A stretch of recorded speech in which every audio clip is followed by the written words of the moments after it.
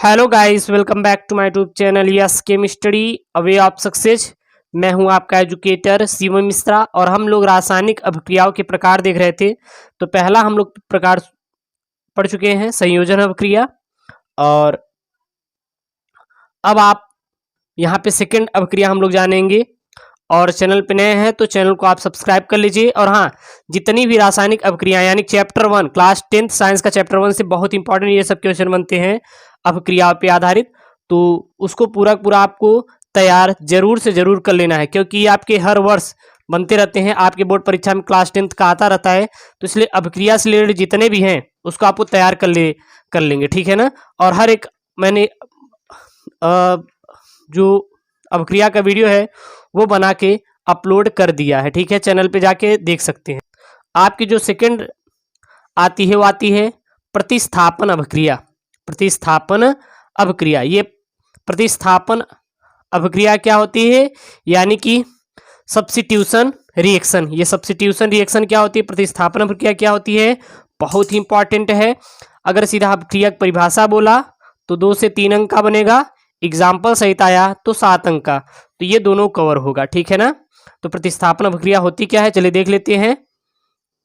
वे अभिक्रिया जिनमें किसी यौगिक के अणु के किसी एक परमाणु अथवा परमाणुओं के समूह के स्थान पर कोई दूसरा परमाणु अथवा परमाणुओं का समूह आ जाता है, प्रतिस्थापन अभिक्रिया कहलाता है। तो प्रतिस्थापन अभिक्रिया क्या होती है, सीधा बता देना है।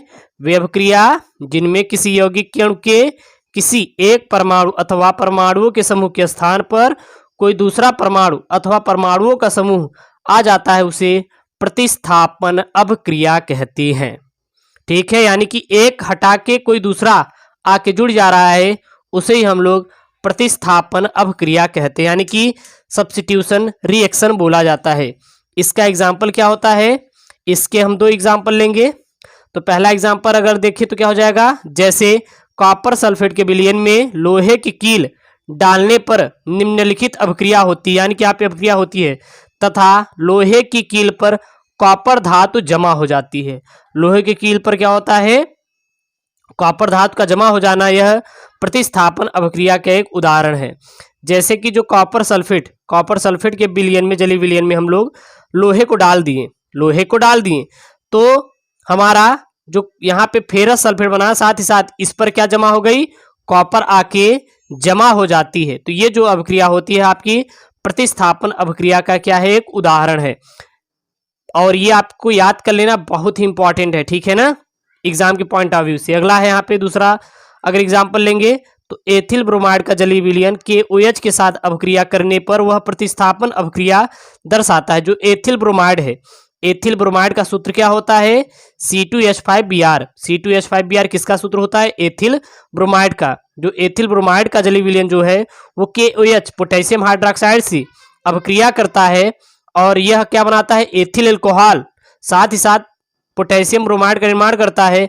और यह एक प्रतिस्थापन अभिक्रिया की क्या है, उदाहरण है, और यह प्रतिस्थापन अभिक्रिया दर्शाता है। तो यह काफी इंपॉर्टेंट है कि दे देगा प्रतिस्थापन अभिक्रिया क्या है, यानी कि क्लास 10th साइंस का है, NCERT पैटर्न पर यहाँ पर दे देगा कि व्हाट इज सब्स्टिट्यूशन रिएक्शन।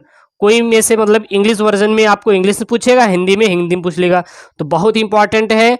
आपका 2 अगर परिभाषा दिया तो 2 अंक, नहीं तो आपका 7 अंक उदाहरण सहित आप देख सकते हैं कि बार बार रिपीट किए जाते हैं, ये आ जाता है। तो इसलिए आप पूरा अच्छे से पढ़िए। और हाँ, पूरा मैं क्लास 10th साइंस जो पढ़ा दिया हूँ, आप जाके पूरा पढ़ सकते हैं, और वो मैंने पूरा पढ़ा के प्लेलिस्ट में ऐड कर दिया है। ओके दोस्तों, थैंक यू, जय हिंद।